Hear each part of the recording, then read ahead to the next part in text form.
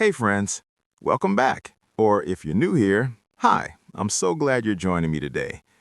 Have you ever noticed how a really good story just sticks with you? Like you hear one tale from years ago and you can still picture the scene, feel the emotion, maybe even repeat a line or two. I love that about stories. And today, we're talking about why that magic is actually one of the best ways to learn English.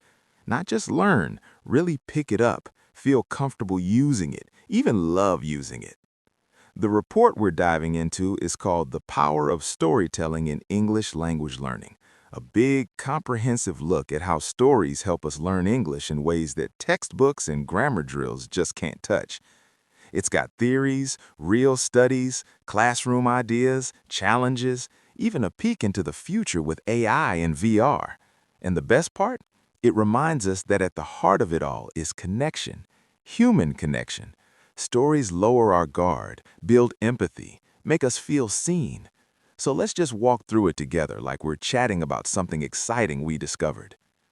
Right from the start, the introduction hits you with this idea. Our brains are literally built for stories. We think in narratives, right? We make sense of life through beginnings, middles, endings, characters, conflicts.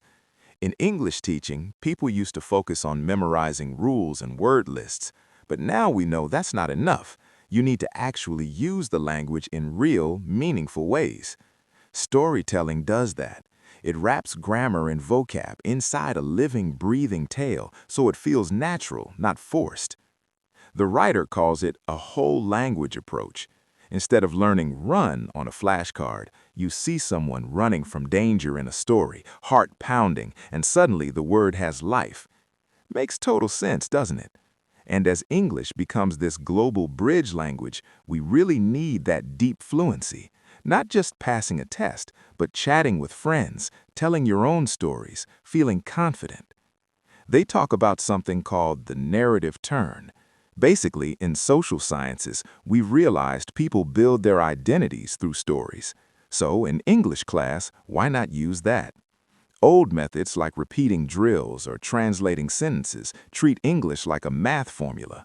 Storytelling says no. Language is social. It's about meaning, about connecting with people. And storytelling isn't just telling a tale, it's interactive. You use your voice, your face, gestures, eye contact. The listeners react. They lean in, laugh, gasp, and that feedback changes the story in real time. It's alive. It's co-created. Compare that to staring at a textbook page, night and day. Then there's digital storytelling now, DST. You write a script, record your voice, add photos, music. It's not just speaking English, it's creating something visual and emotional in English. Perfect for today's world where so much happens online. Okay, why does context matter so much? Because our brains hate random facts floating around. Throw 20 new words at someone with no story, they forget fast. But put those words inside a vivid scene, emotions, pictures in your head, cause and effect, and they stick. It's called emotional tagging. You feel something, so the word gets glued in your memory. Kids learn their first language this way. They hear stories long before they understand grammar rules. English learners can do the same. Soak up sentence patterns naturally just by following the plot. It's beautiful, right? It's how language was meant to be learned. Let's talk about theory. Don't worry, I'll keep it simple and real. First, Stephen Krashen, huge name in language learning.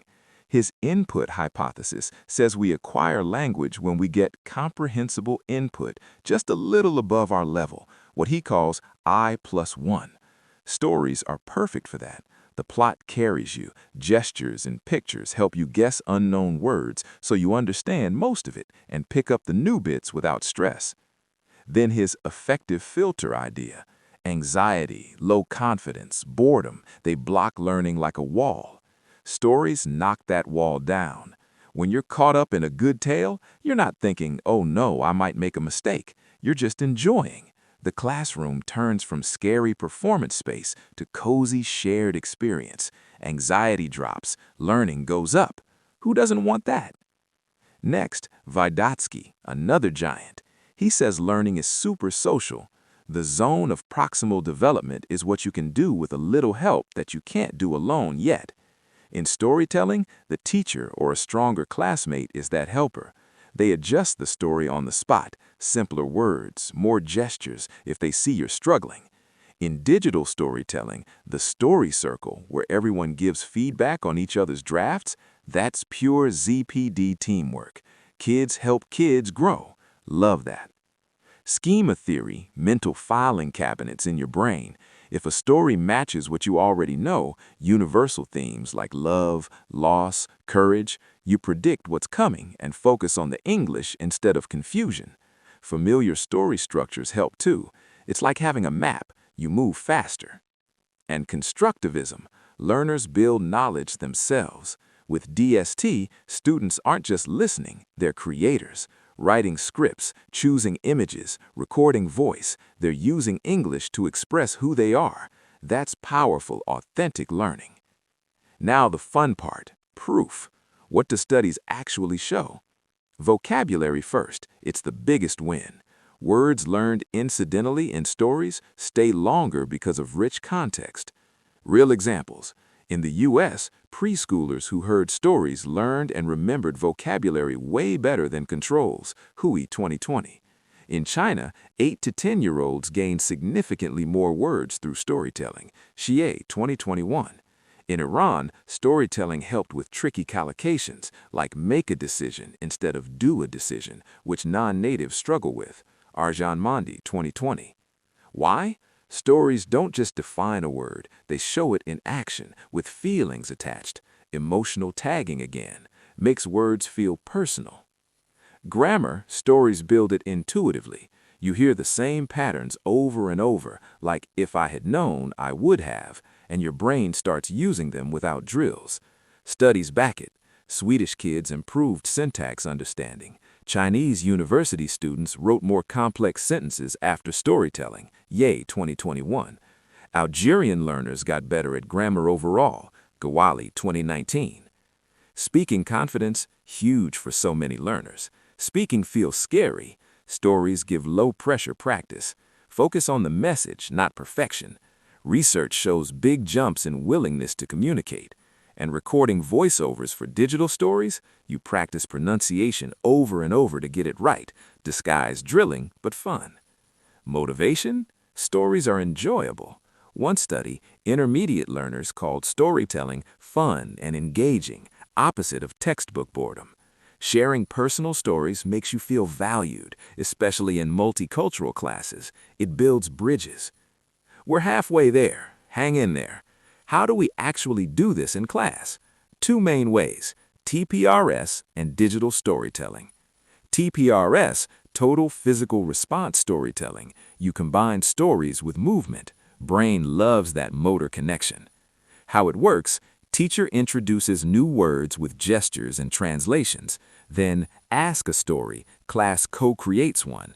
Teacher asks circling questions. Did the boy go to the store or to the park? Where did he go? Kids answer, act it out physically. Finally, read the story together. A pilot study with adults. Grammar translation got slightly better vocabulary scores, maybe because attendance was higher, but 90% of students preferred TPRS. Less fear, more fun, better group vibe. For busy adults, that enjoyment keeps them coming back. Digital storytelling, DST, is next level. It's project-based, multimodal. Joe Lambert's 7 elements keep it focused on story, not just tech. Number 1, point of view, usually I, let students share themselves. Number 2, dramatic question, the hook. Number 3, emotional content, makes it memorable. Number 4, the gift of your voice, recording narration practices real pronunciation. Number 5, soundtrack, music sets the mood. Number 6, economy, keep it short, choose words carefully. Number 7, pacing, get the rhythm of spoken English right. The process, story circle, share ideas, give feedback, great for listening and speaking. Story creation, write, storyboard, build. Story show, present to a real audience, super motivating. Strategies change by level. Beginners, chants, rhymes like Brown Bear, act out simple actions with TPR, class stories from shared experiences. Intermediate, predictable books like Very Hungry Caterpillar, retell from different perspectives, changes pronouns and tenses, write sequels.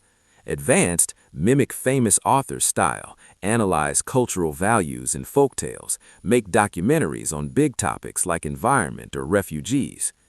Of course, it's not all perfect. Challenges exist.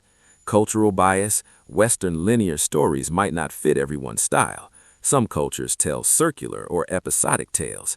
Judging everyone by one standard can be unfair. Also, stories that stereotype hurt. Teachers need diverse books so every student feels represented. The entertainment trap. Fun but no depth. Stories give great input, but you still need some focused grammar practice to avoid fluent but